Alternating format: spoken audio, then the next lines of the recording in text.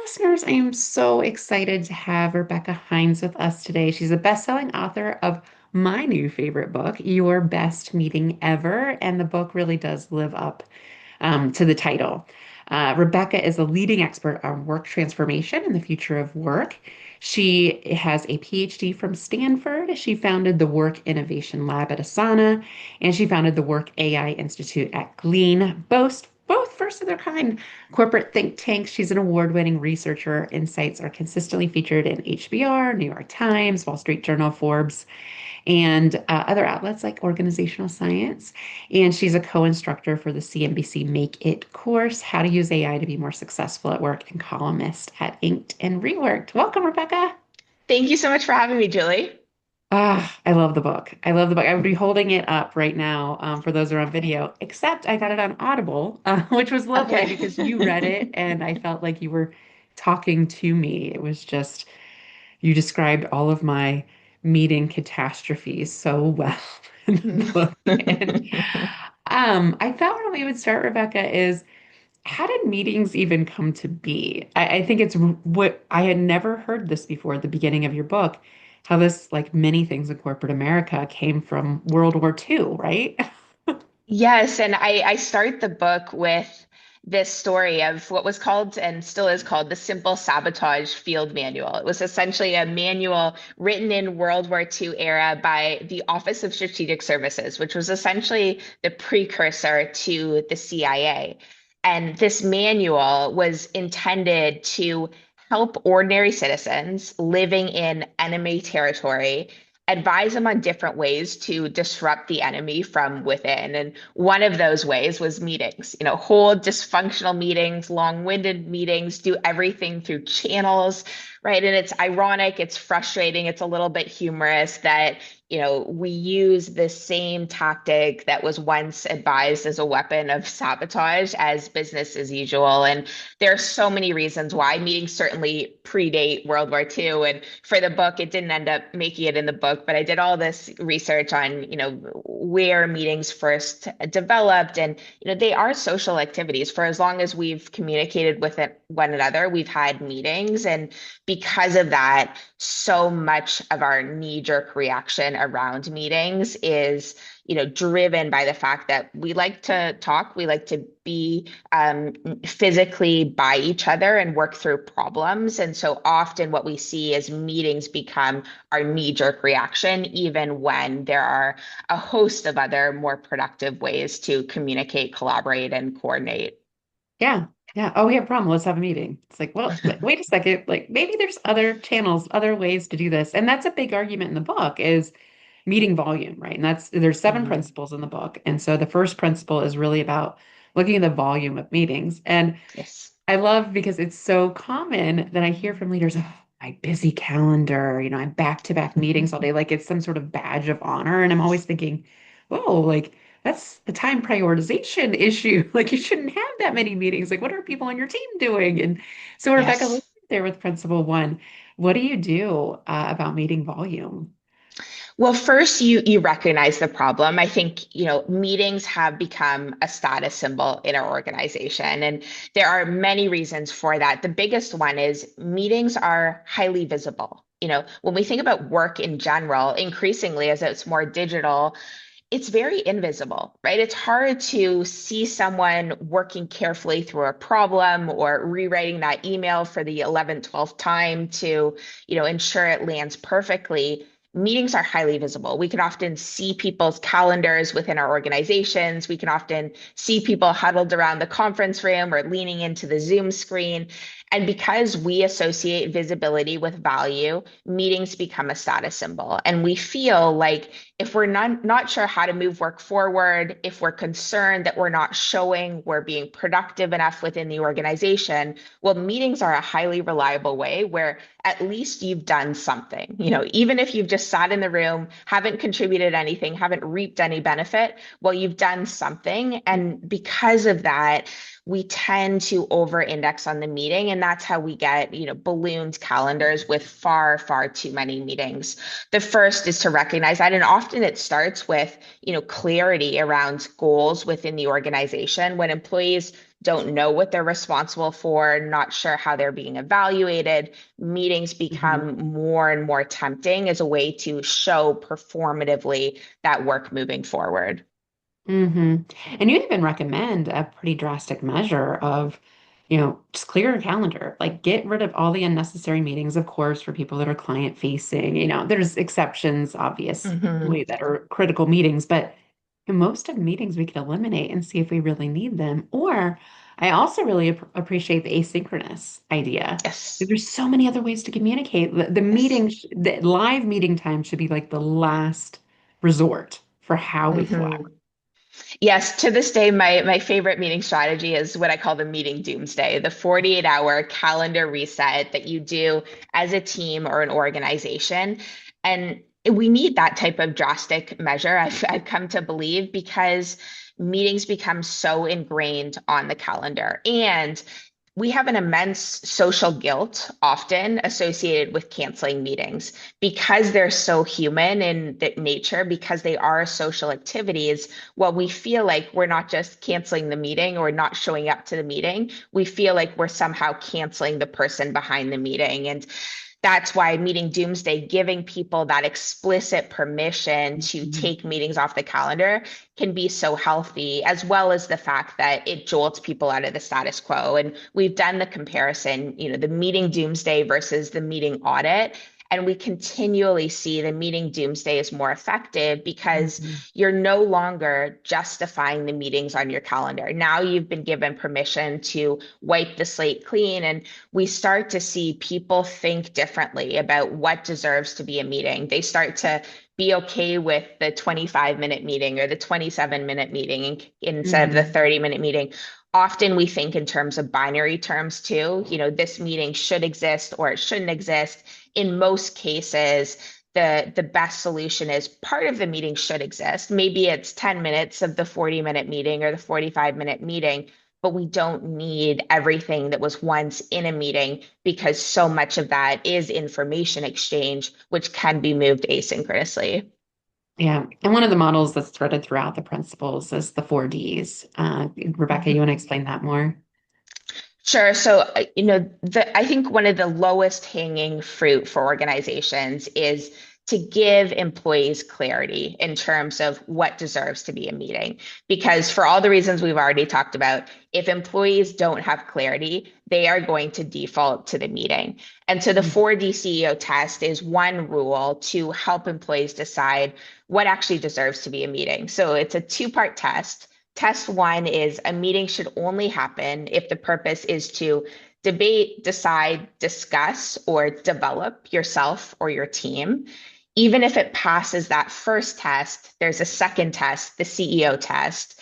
The content either needs to be complex, right? There needs to be enough ambiguity, enough unknown unknowns where a meeting probably is going to be more efficient than going back and forth asynchronously, or it needs to be emotionally intense. So you're needing to navigate emotions, read emotions, you're delivering hard feedback, trying to persuade someone. We know that those actions are so much more than facts, they're feelings. We need empathy, body language. Or O comes from Amazon. Is it a one-way door decision? Meaning, once we walk through the door, it's very difficult, if not impossible, to revert course and go back the other way. In those cases, the cost of misalignment is too high not to get in the room for 15 minutes, 30 minutes, and make sure everyone's fully aligned. So Yeah. what doesn't Yeah. pass that test, right? What doesn't pass that test is status updates, boss briefings, even something like brainstorming. We are conditioned to think that brainstorming belongs in a live meeting, while overwhelmingly, and I'm sure you are well versed in this literature, Julie, overwhelmingly we know that brainstorming happens more effectively individually Mhm. before collectively. And that's why, we need to think very carefully about how we're using meetings. They're very expensive, the most important product, I call them, in our organization, but also the most expensive because no other communication tool requires that live synchronous back and forth. So whenever we can move something asynchronously, well, it's in our best interest to do Yeah. so. Yeah, yeah. I love that. I remember you have so many great stories in the book and use cases and CEO stories. And I remember having a meeting with, I thought I invited a few people and like 20 people showed up. And I remember my Mm. boss peeking in the door and looking in, and he was doing the math in his head of like, how expensive is this Yes. meeting? Which is one of the great other tools that's threaded throughout the principles is the return on time invested. Right? So Hmm. ROTI is what Rebecca calls it in the book. And thinking about meetings as we would investments of our time, like, is it the best use of my time? Tell us more how to calculate that. Sure. And this comes from my colleague Elise Keith, who first introduced me to the idea of roadie. It's a very simple mechanism to get a gauge on how effective your meetings are. After about 10%, I recommend 10% of the meetings you run, ask attendees, was this meeting worth the time you invested on a scale of 0 to 5? Often we design meetings for ourselves. My colleague Stephen Rogelberg has done research to show that there are two types of people who tend to leave the meeting most satisfied. One is the organizer, the other is the person who talks the most, right? And often we don't design for the people in the room. Maybe one, maybe the big boss, but not collectively. And that's why, it's very dangerous and, counterproductive oftentimes to evaluate your own meetings or ask people broadly how effective was this meeting, because we also have this natural, I call it a meeting suck reflex, right? We are conditioned to believe that meetings are bad, and we should feel that meetings are bad. We should hate meetings, right? There are a few things that bond us more among coworkers than complaining about the hour-long meeting that should have been an email. And that's why anchoring on time investment, it's not perfect, but everyone has an intuitive sense of the value of their time, and you start to understand how effective is my meeting. You can then pair that with other metrics. And increasingly, I'm very excited about AI and analytics in terms of Mhm. measuring our meeting effectiveness. But we need to go further in terms of evaluating our meetings, making sure we're measuring them, and making sure that they're still worth the time invested for the attendees. Yeah. And that's principle two is measurement. And Rebecca, I also love, Rhody is a great replacement for satisfaction scores or Yes. like the smiley face ones. I have a client that when Teams wraps up, it's like you give it like five Yes. stars. And she specifically says, we want to get 5 stars on this. Like, who's not giving it 5 stars, right? Like it's not a great measurement. Like you feel peer pressure. You feel Yes. guilty, even though Yes.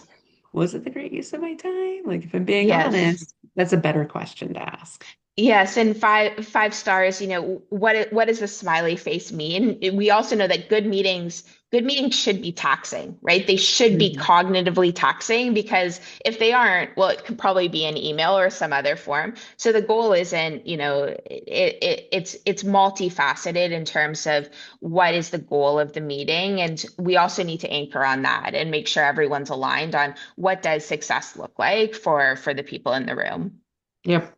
Which brings us to structure, principle three. And we covered this a little bit, but being a minimalist, like really Mhm. looking at this as Yes.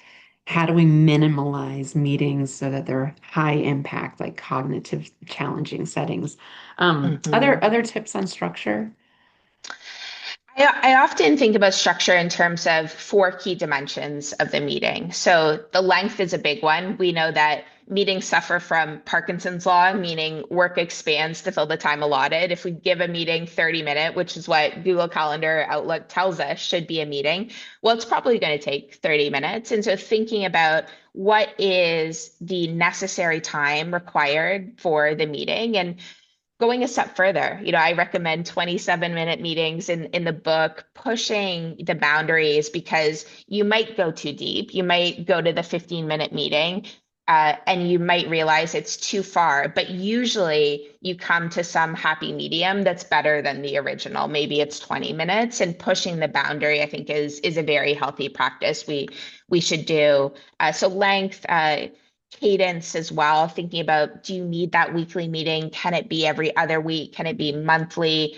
Agenda Mhm. is a big one. We often don't use agendas, or if we use agendas, we use them very performatively. We think that just having an agenda is enough. I was fascinated to learn that there's actually no concrete evidence that having meeting agendas improves our meetings. And that is because it's not just about doing the thing, right? It's not just about putting together the agenda. It's about how we design it. And one of my favorite, practical tips is to make sure every agenda item is a combination of a verb and a noun.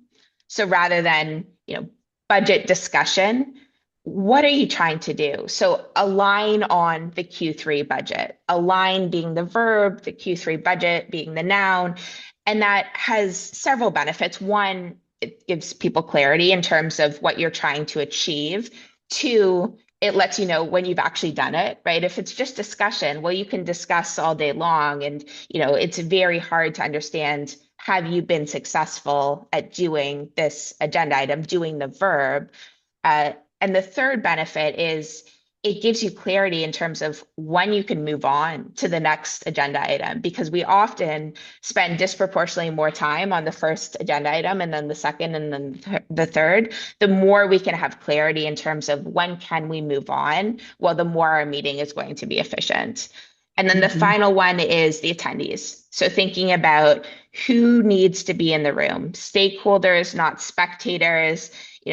Oodles of research show that once a team gets above 7 to 8 people, no longer does each additional person contribute value. And thinking about, okay, who needs to be in the room? And for the people who the meeting is relevant, the information is relevant, how can we ensure that information is shared after the meeting such that there isn't that sense of FOMO that's often associated with meetings and often leads to the overcrowding of the meeting? Yeah. One of the best use cases I really enjoyed in the case, and you kind of threaded this throughout the principles, were the idea of the pre-read for the Mm. meeting.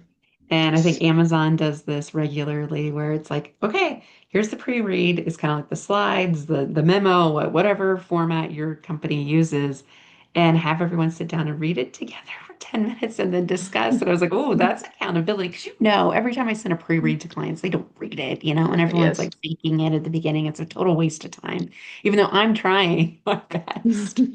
Um, so the fourth principle is flow, Rebecca, and that's really about systems thinking, which I Yes. just, as somebody that's been in the DEI space for so long, we've always toggled between individual heroics to Yes. systems thinking. Like if you make it the default, it relies less on Yes. these meeting heroes. Tell us more about that. Sure. And this is one that I'm passionate about as well, because when we think about collaboration and coordination at work, well, knowledge workers, desk workers spend 85 to 90% of their time collaborating. So much of our focus is on the individual. And I we are seeing this crystal clearly with AI right now, where AI is first and foremost being treated as a personal productivity tool in a way that often leads to negative outcomes at the team and organizational level. And so when we think about meetings, it's important to think about what is the broader communication system within our organization. This is where the 4D CEO test comes in, because if the rest of your communication system is broken, if you don't have not only asynchronous tools, but also asynchronous norms, well, people are going to default to the Mhm. meeting. And remote first companies do this very well. I've spent a lot of time studying what do remote first companies do differently to set up their communication system. And they're working in different ways to enable that asynchronous communication. Documentation is a non-negotiable, a strong written communication culture so that people aren't Mhm. going back and forth and asking, what does this mean? In one company I studied, they had a norm around no lazy asks, right? If you're asking for something from someone, be clear on what you're asking for, why you're asking for it, when you need it, and in what time zone, right? Not just by Friday, 6 p.m., right? What time zone, and give people clarity in terms of that ask, or else, they're going to schedule the meeting to resolve the ambiguity that wasn't contributed through the asynchronous channel. Yeah, yeah, you got to build the systems to support it. Yeah. Hmm. Principle five, engagement. I love this about just like boring meetings. Like, how do you engage people and not waste people's time at the same time? It's so important because, we are in this rut where we dread meetings. We think they are something that should be eliminated. Whereas we've all had that great meeting where you leave the meeting knowing Mhm. that you could not have achieved what you've achieved in the meeting in any other forum.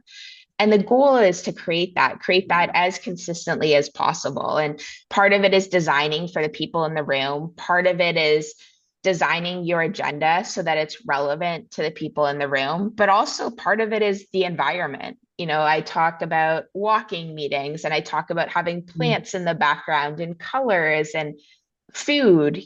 All of these things might sound trivial, but the research shows we need to activate our senses and stimulate them to be stimulated in the meeting. And I'm a big fan of thinking about the physical environment as a means of ensuring that Mhm. people leave the meeting remembering the meeting and having a positive association. The other big recommendation in the book is around delight, delighting people within the meeting. And it can be simple. It can be 5 seconds, it can be 10 seconds. Delight is a very interesting construct because it's a combination of both joy and surprise.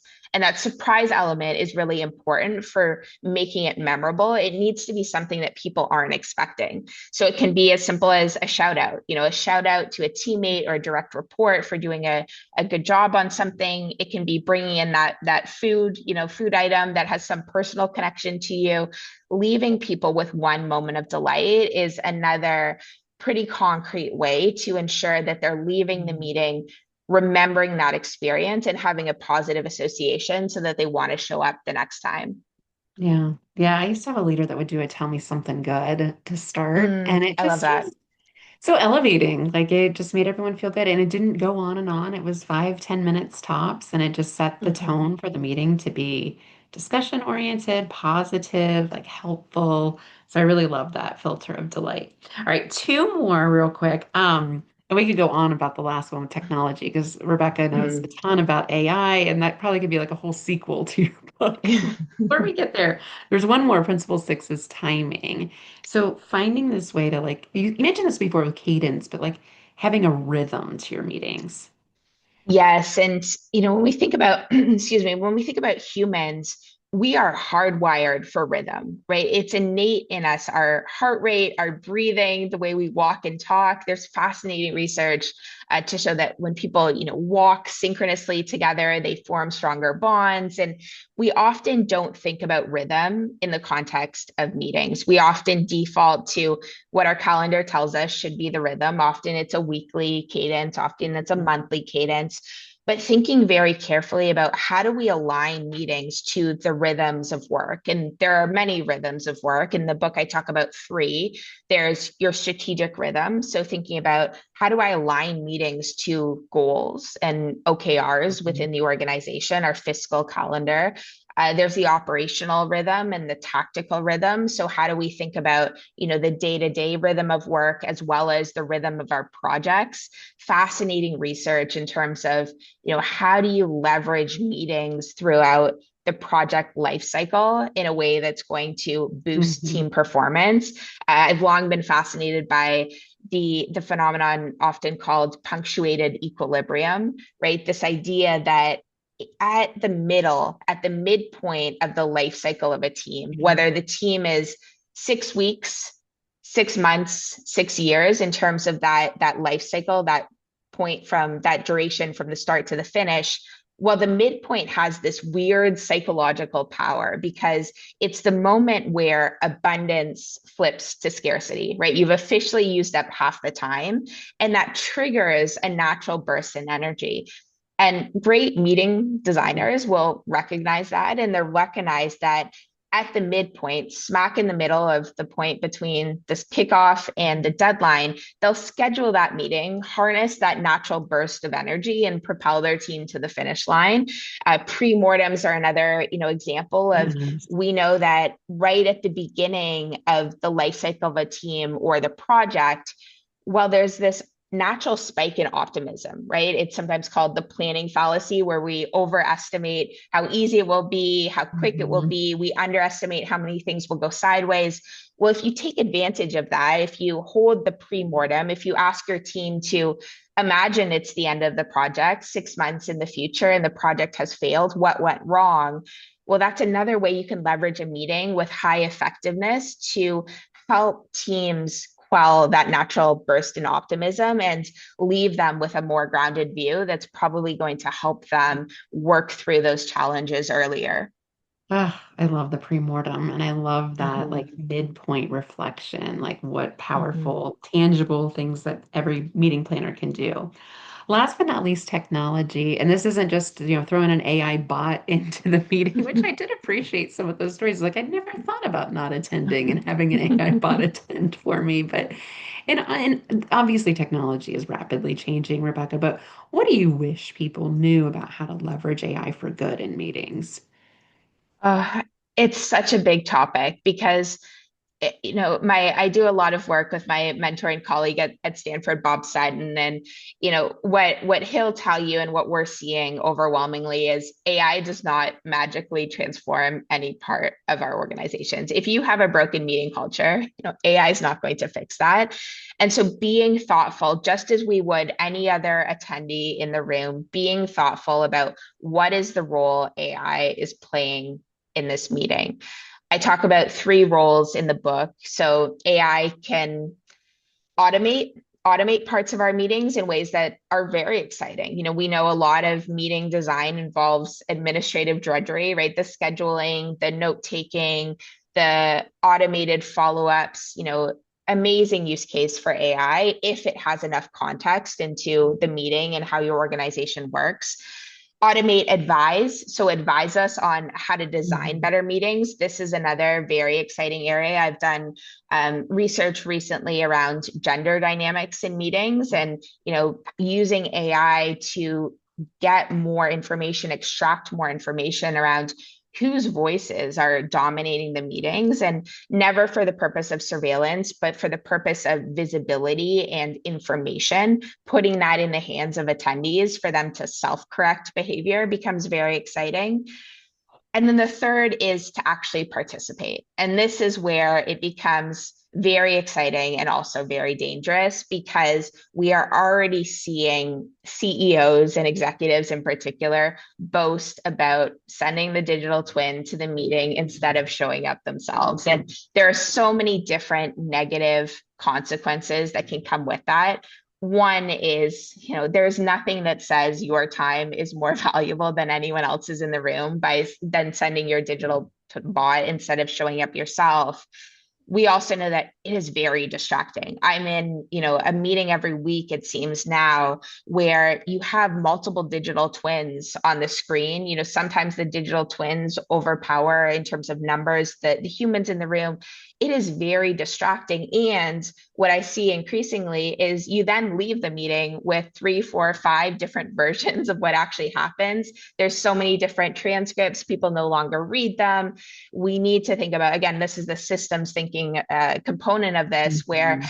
if you have more than one digital twin in a meeting, well, that's a pretty good sign you as the organizer haven't thought as carefully as you should about meeting design, because there should be only one note taker who is responsible for keeping tabs on the discussion, and sharing the transcript, making sure that it's capturing in one single source of truth what has happened, the action items, etc.